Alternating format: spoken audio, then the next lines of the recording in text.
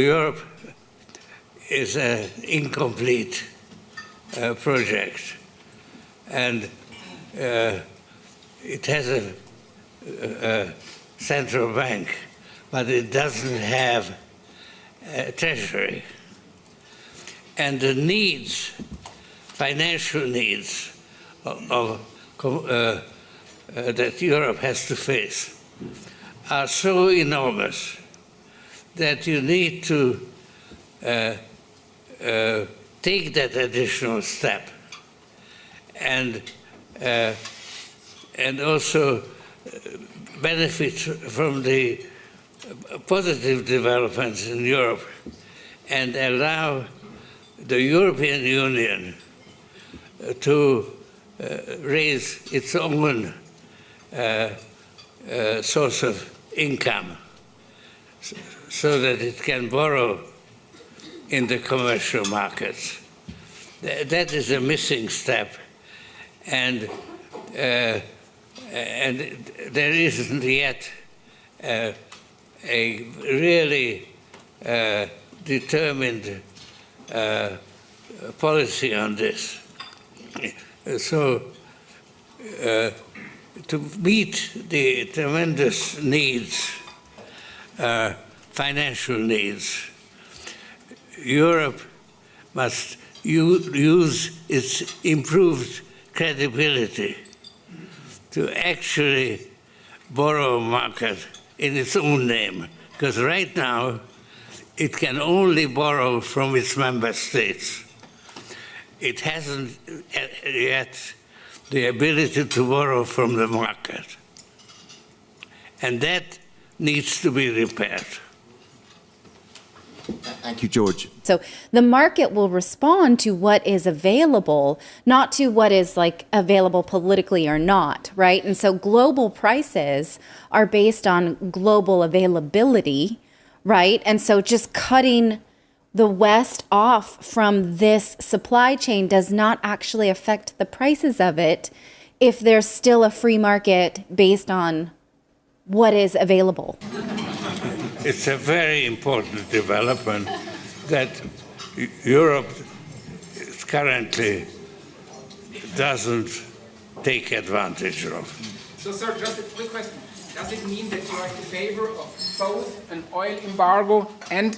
Sir, excuse me, just a quick follow-up. So does it mean that you're in favor of both an oil embargo against Russia and a gas embargo against Russia? Forget about the oil embargo, because oil is fungible.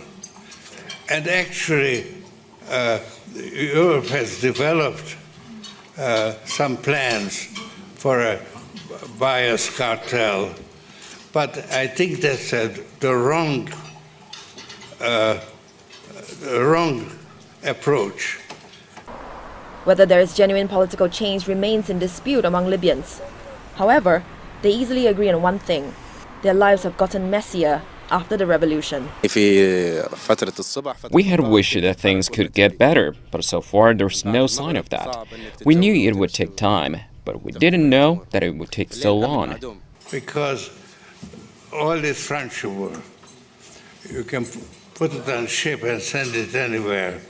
So if Europe doesn't buy it, the Chinese will be very happy to take it. So this is the wrong thing. But using the gas, which can only be sold in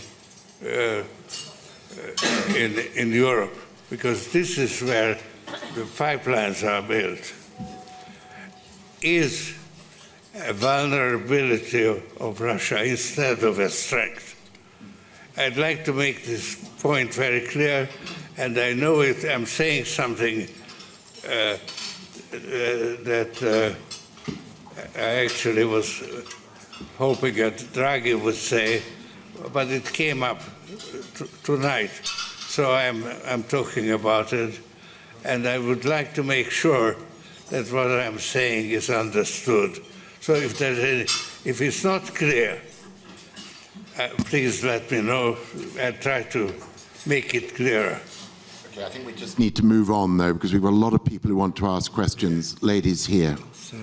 Libya now has 2 regimes and 3 armed forces. Many Libyans believe there might be one solution to all: consensus with no outside intervention. Because after all, it's their lives, and the future must be in the hands of the Libyans themselves. And and I think that Putin has been very clever in sort of blackmailing Europe, threatening to cut off the gas. But actually, his case is much less strong than he pretends. Because last year, he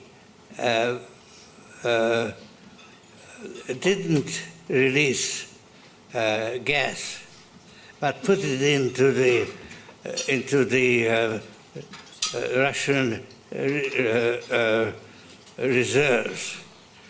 And by doing that, he extorted enormous, he pushed up the price of gas enormously, and basically made a lot of money. I think since the embargo was imposed, he has Russia has made a lot more money than was impounded by the very clever trick of the U.S. to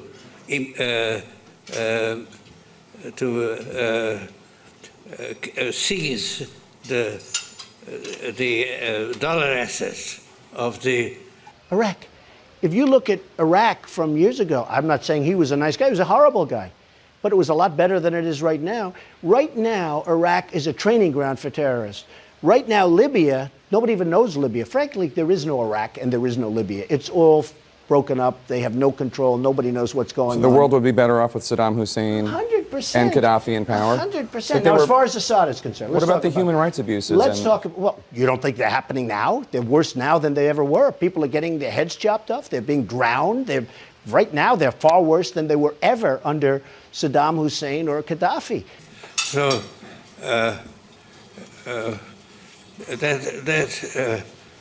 that is he has really now. So he filled up the reservoirs that Russia has, and they'll be full in July. And if he doesn't release it somewhere, they'll overflow. And because the equipment is so antiquated and badly preserved that he will have to actually, if he doesn't release it to the market, he will have to start shutting down the oil fields in Siberia that are producing the gas. And because of this old equipment, if you restart it, you lose at least half the output. And this is facing Putin starting in July. So he's actually in a crisis. And he has managed somehow to terrify Europe, and Europe is basically bluffing. He's in a tight situation. He has to do something with that gas, and the only place that can absorb it, because the pipelines are in existence, is Europe. So Europe has a much stronger position than it recognizes. And I have approached the authorities to point this out, but I haven't had this is a relatively recent development on my part. it is based on very good authority, and I've been actually sent it to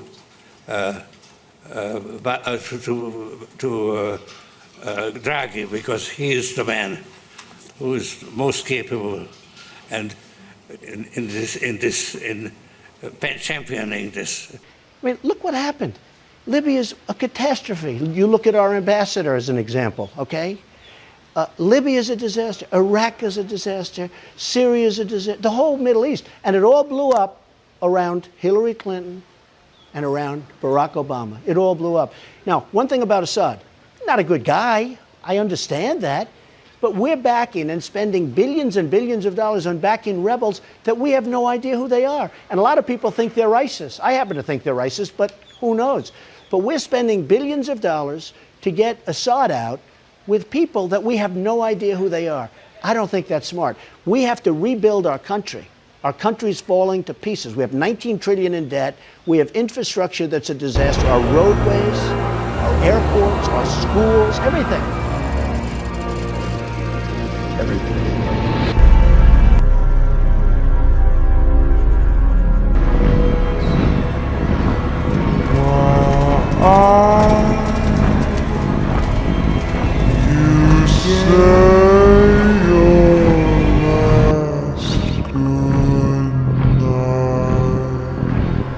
To start, you're completely missing the point, and everything you think is actually at odds with reality when you look at the data.